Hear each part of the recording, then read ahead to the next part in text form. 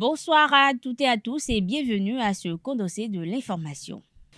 Le gouvernement béninois a tenu ce mercredi 15 juin son conclave hebdomadaire du Conseil des ministres présidé par le chef de l'État Patrice Talon les grandes lignes des décisions prises dans cette édition.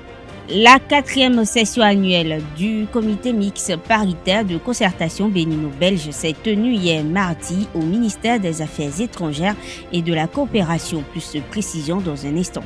Liberté provisoire pour les 17 personnes détenues depuis 2020 pour atteinte à la sûreté de l'État, une décision prise par la justice ce 14 juin en attendant que le dossier soit vide.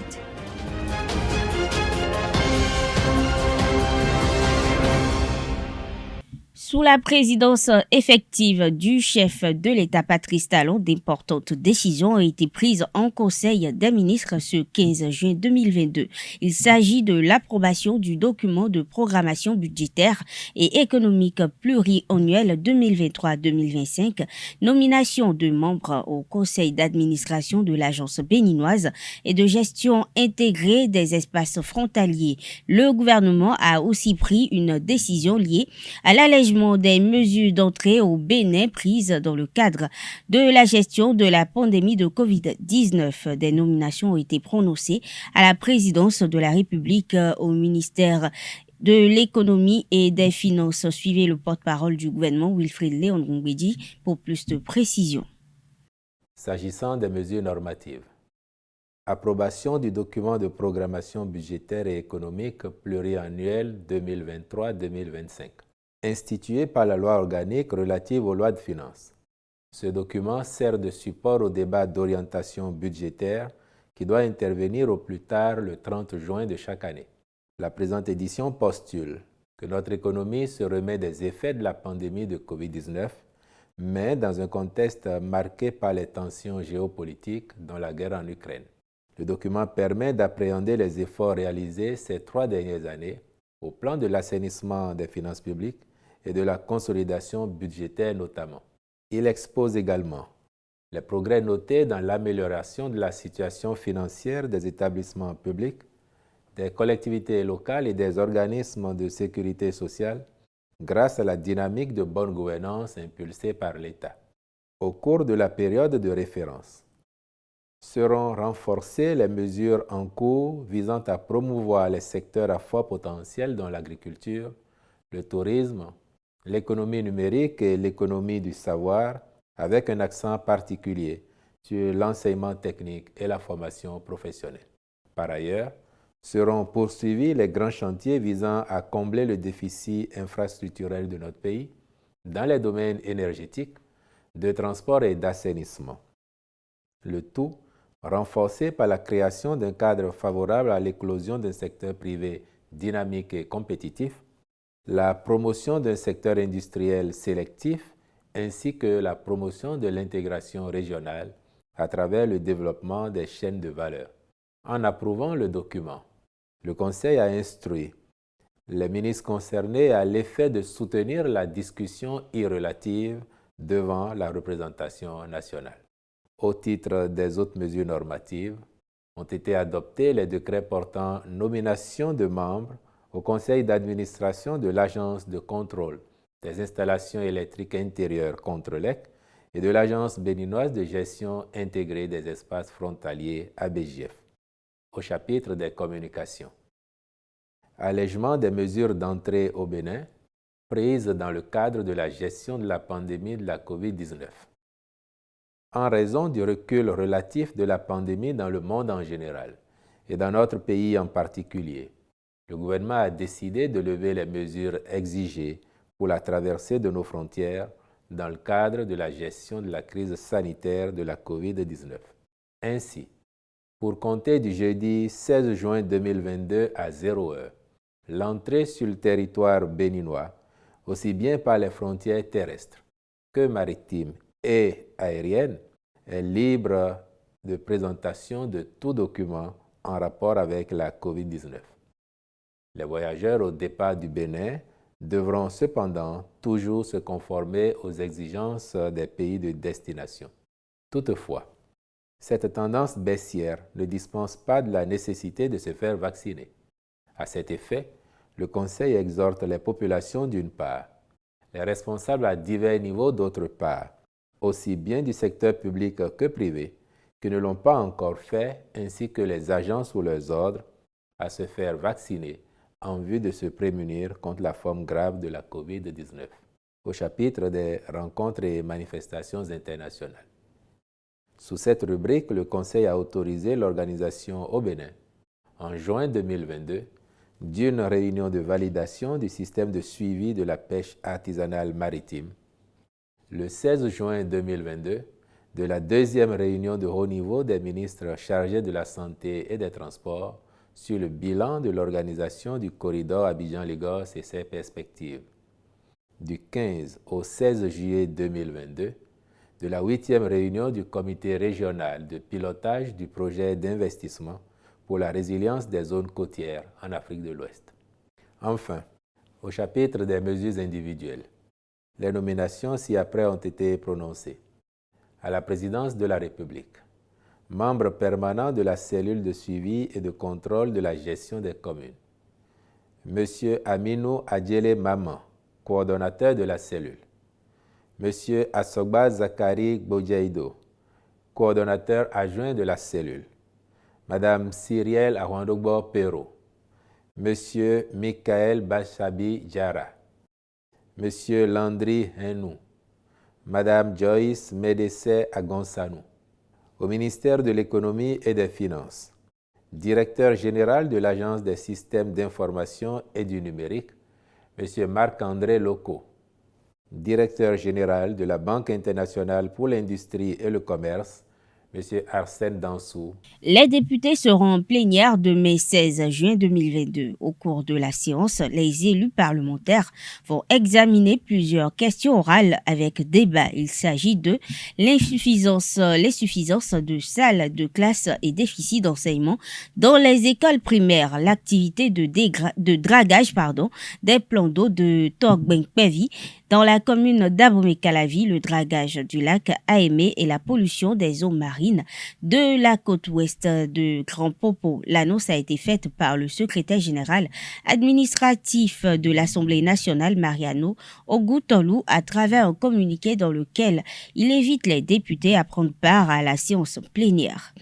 Le ministère des Affaires étrangères et de la coopération a abrité ce mardi 14 juin la 4e session annuelle du comité mixte paritaire de concertation bénino-belge. Cette rencontre a permis aux deux parties d'évaluer la mise en œuvre des projets et programmes et vise également à échanger sur les perspectives de coopération entre les deux pays. La dite session s'inscrit dans le cadre du suivi des engagements pris dans les domaines de l'agriculture, santé, infrastructure et sécurité. Ceci conformément à la convention spécifique conclue le 29 novembre 2018.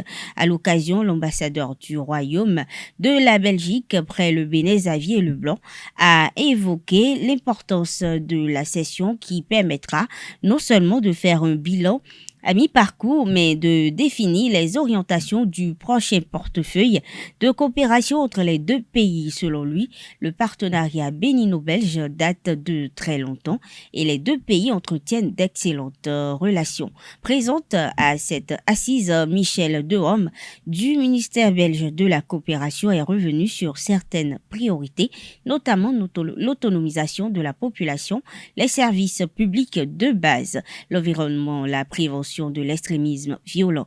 Procédant au lancement des travaux, le secrétaire général du ministère des Affaires étrangères et de la coopération, Éric Jean-Marie Zissou, a témoigné sa gratitude à la Belgique pour sa contribution à l'amélioration des conditions de vie des populations béninoises. Les deux délégations ont échangé sur les perspectives de coopération, notamment le processus de définition du prochain portefeuille bénino-belge. Imoru Danialou, Ferdinand Kombeti et les 15 autres personnes impliquées dans l'affaire tentative de coup d'État ont recouvré leur liberté hier mardi 14 juin 2022. Les mises en cause séjournaient à la prison civile de Misérité après leur mise sous mandat de dépôt suite à des soupçons de préparation 2 coups d'État contre le régime du président Talon qui pesait sur eux et dont le cerveau serait le colonel à la retraite Pascal Tawes. Ils bénéficient tous d'une liberté provisoire d'après la décision judiciaire. Il faut rappeler qu'ils ont été incarcérés sans jugement dans l'affaire. Précisons aussi que leur liberté provisoire intervient au lendemain de la rencontre médiatisée du président Talon et son prédécesseur Boniaï au palais de la Marina. Le code vestimentaire est l'une des règles à respecter au milieu scolaire, mais les jeunes outrepassent cette règle en adoptant des modèles divers. Anaël Dohou, Koloboussou et Nassirine Fatoumbi ont recueilli l'avis de quelques citoyens béninois sur le sujet suivant ensemble.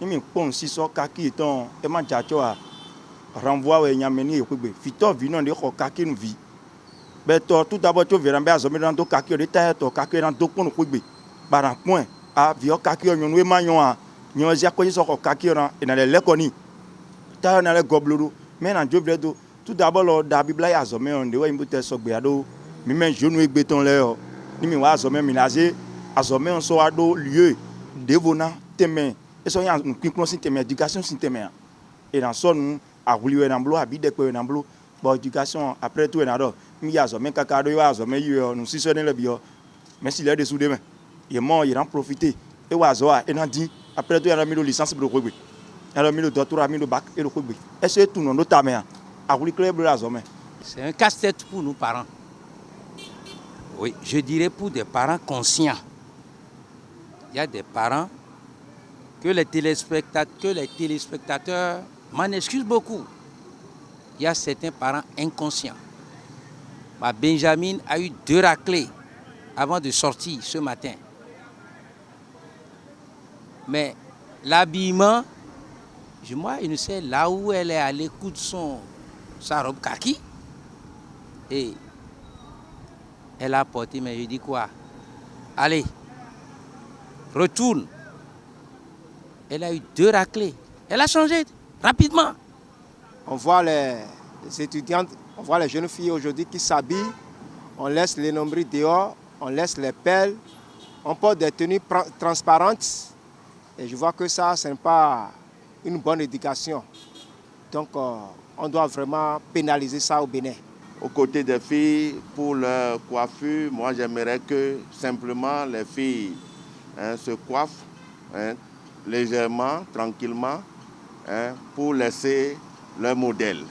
Concernant les filles, bon, elles peuvent bien mettre des pantalons, c'est pas un problème, mais concernant les jupes, il faudrait quand même qu'elles atteignent une certaine taille, genre au-dessus des genoux.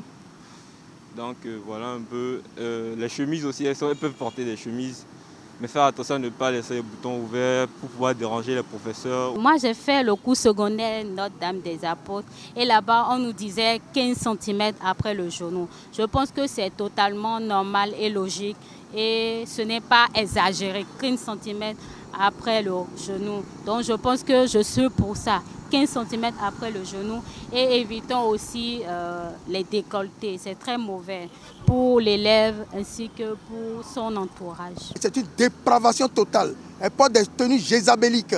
Ce n'est pas bien. Bien vrai, il y a certains jeunes, certaines jeunes filles qui s'habillent très proprement et d'autres qui ne s'habillent pas bien.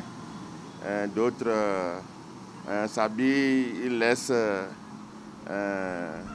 leurs pantalons au niveau des fesses. Donc cela n'est pas bien.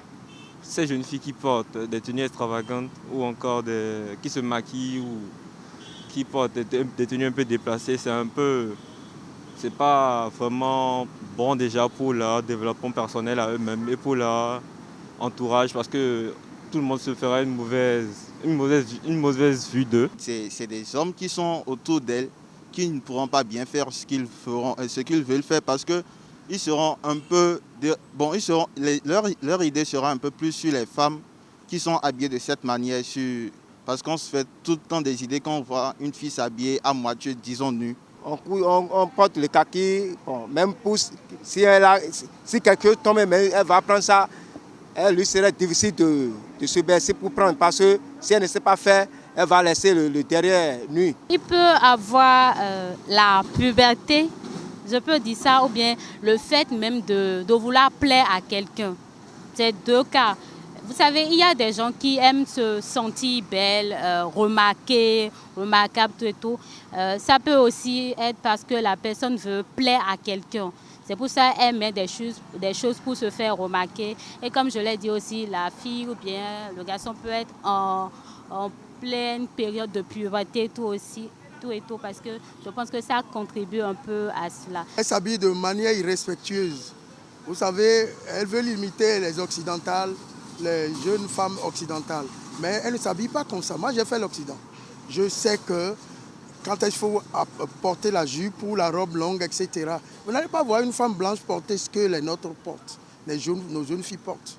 Et ils ne respectent même pas les enseignants. Hein, quand on porte des habits qui laissent à désirer. Et c'est parce qu'elles sont ignorantes. Hein, la parole de Dieu a été claire. Il faut porter des tenues décentes. Mais moi, je ne comprends pas. Il y a certaines mères qui cautionnent. Il y a certains pères qui cautionnent. Quand ta fille, d'abord, il y a l'éducation de base. Commençons par là. Quand l'éducation de base prend des coups, alors là, attendez-vous à tout. Donc, j'invite tous les parents d'élèves et étudiants à veiller sur le comportement et sur l'habillement de leurs filles. On parle de harcèlement sexuel en milieu scolaire et dans les services. Tout part de l'habillement de la femme. Disons-nous la vérité. Il y a certaines filles qui sont bien habillées depuis la maison, mais qui ont un pantalon, une chemise et d'autres chaussures dans leur sac. Moi, jusqu'en classe de terminale, je continue toujours pas à fouiller mes filles. Le jour, elle ne sera plus avec moi, alors là, bon, elle est libre. Mais tant qu'elles sont avec moi, elles sont soumises. On peut m'appeler papa dictateur, je m'en fous. Nous sommes en Afrique, nous sommes au Bénin. C'est très mauvais de s'habiller de manière extravagante pour aller en cours ou bien pour aller étudier, parce que la base même de la chose, c'est les études. Donc il faut vraiment se concentrer et ne pas forcément penser au physique ou bien à son style vestimentaire. C'est vrai, je ne dis pas d'être débraillé, il faut quand même prendre soin de soi un tout petit peu, le minimum, mais ne pas porter des jupes courtes, des décolletés. À mon avis, je pense que ce n'est pas une bonne chose. Et vous allez même remarquer que l'élève qui fait ça n'aura pas de bons résultats à l'école. En période de soudure, la tomate fraîche se raréfie. Les prix d'achat augmentent donc et les consommateurs sont réticents. Il y a mévente dans les marchés. Une situation difficile pour certains commerçants et revendeurs de tomates. Ce reportage est signé Francis Fahami et il illustre davantage sur le sujet. C'est ici que tout commence. C'est ici qu'il faut acheter la tomate pour la revendre. S'approvisionner et vendre la tomate en temps de soudure n'est pas aisé. Nous, fin 1000, 22 000, habillés, nous sommes 1500, 2000, 1800, mais ça c'est ça moi 2500 ça est mille. Tant elle me mon Dieu non blo nous d'ailleurs là j'ai vu bon wini on attend et y en va. Dans certains cas, les vendeuses n'ont pas l'opportunité d'écouler tout leur stock de tomates. Elles arrivent à sauver une partie à l'occasion en les vendant aux restaurateurs. Nous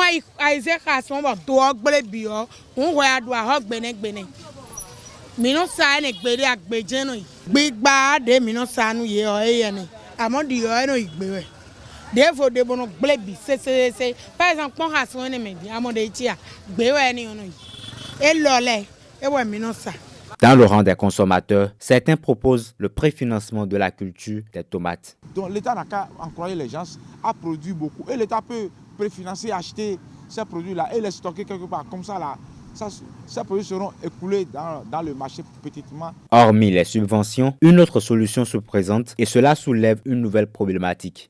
De descendre inopinés sur le terrain et surtout punir les contrevenants. Si ça c'est fait, mais bon, je me demande si réellement il peut avoir vraiment tous les moyens pour arriver à faire ce contrôle-là.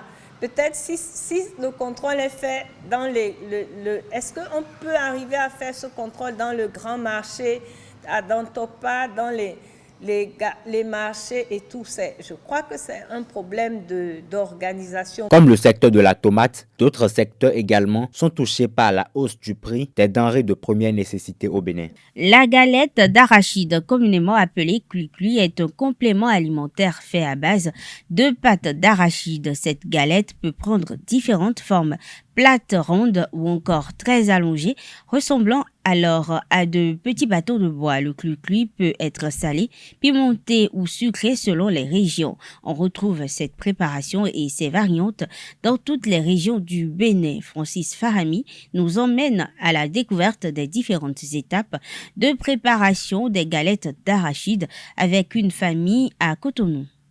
La galette d'arachide est un accompagnement alimentaire très prisé par les Béninois. Présentée sous diverses formes, sa préparation passe par plusieurs étapes qui requièrent une certaine dextérité.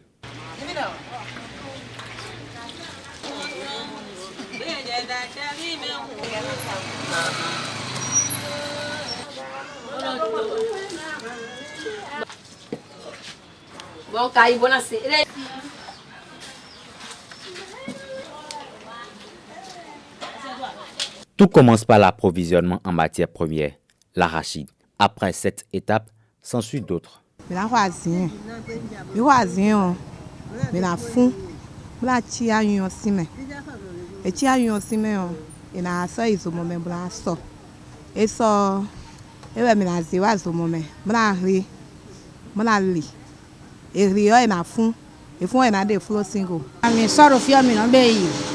Cousine.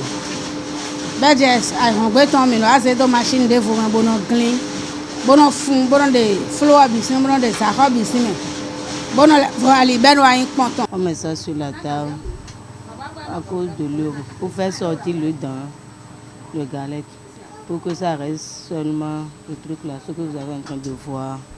Oui. Là, si ça sort, si l'huile sort dedans là, c'est bon. Si on fait sortir l'huile dedans là, c'est bon. C'est pour cela qu'on met ça sur la table. Et on commence par frotter. Ça là, maintenant c'est l'eau. Si on met l'eau là-dessus, c'est moins léger.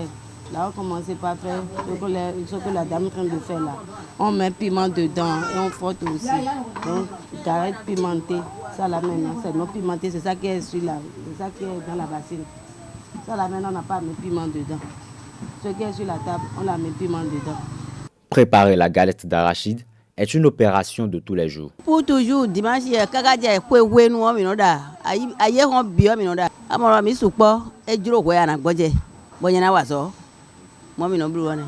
L'arachide, qui est la matière première de cette galette, est également celle de l'huile, une huile assez prisée par les habitants des environs pour ses propriétés nutritives. D'une découverte à une autre, parlons à présent de l'horticulture, qui est l'art de cultiver les jardins, de pratiquer la culture des légumes, des fleurs, des fruits, des arbres ou arbustes fruitiers et d'ornements. Il s'agit d'une filière complexe et spécialisée de l'agriculture regroupant la floriculture, le maraîchage, l'arboriculture, la pépinière, la semence et les jeunes plants. Ce dur métier, parce que soumis aux aléas climatiques, exige aux horticulteurs de posséder des qualités particulières. Ils se doivent d'être en bonne forme physique, de posséder des habiletés manuelles et d'avoir de l'entrepreneurship. À travers ce reportage, je vous invite à découvrir l'univers de l'horticulture.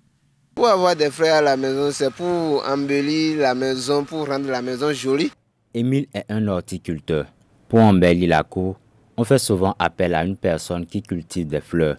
C'est le travail d'Émile. Mais avant d'obtenir ces fleurs, Émile doit prendre par plusieurs étapes. Les fleurs, on les entretient avec certaines le terreau. Et il y a des compost dedans. Il y a des engrais qu'on met dedans souvent pour pouvoir nourrir la plante. Il faut le sable composé avec des ordures pourries, les poissons, pour que ça forme le terreau. Chaque matin, on vient ici, on balaye dedans pour pouvoir enlever les déchets qui sont dedans. Et on arrose chaque fois 2 fois par jour. Mais il y a des terreaux différents ici. Il y a certains qui sont un peu rouges, il y a certains qui sont noirs. Cultiver et vendre des plantes nécessite également quelques aptitudes en matière de gestion des affaires et surtout pour se procurer les différentes variétés de plantes. Souvent, je m'en vais jusqu'à Lomé, je trouve des plantes que moi, je n'en procède pas dans mon jardin ici. Et que je paye pour venir pouvoir faire la multiplication. Pour que, bon, si j'arrive avec une plante, j'arrive à multiplier au moins 4 ou 10 comme ça par là. Bon, après, je peux avoir 20 dessus. Après, maintenant, ainsi de suite. Et il y a d'autres aussi qui vont venir auprès de moi pour payer encore, aller bouturer. Donc, on arrivera à avoir assez. Même au Nigeria, bon, on importe au Sénégal, partout dans l'Afrique. On importe souvent pour venir. Ce secteur n'est pas à l'abri de la hausse du prix de certains produits au Bénin. Bon, il peut nous accepter, mais ça dépend de la fleur. Les choses ne sont pas des mêmes prix ici. Les choses ne sont pas des mêmes prix. Il y a certains qui les prix sont montés, il y a certains qui les prix sont baissés aussi. Tout est devenu cher maintenant, comme on le dit maintenant que la vie est devenue chère. Tout est devenu cher. Et avant, l'engrais, le sac qu'on payait à 17 000, maintenant c'est devenu à 20 et quelques mille. Les sachets maintenant qu'on payait à 1500, les 5, dans le paquet à 100 dedans.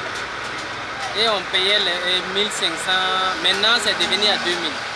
C'est à toi de pouvoir gérer maintenant pour savoir combien, si tu vends à tel prix, est-ce que tu pourras payer tes employés et payer toi-même et pouvoir enlever le prix des sachets, des engrais dedans. Comme Émile, de nombreux horticulteurs travaillent en collaboration avec des paysagistes, des fleuristes et d'autres professionnels du secteur. Nous sommes à la fin de cette édition. Merci de votre attention. Bonne soirée à toutes et à tous et à demain.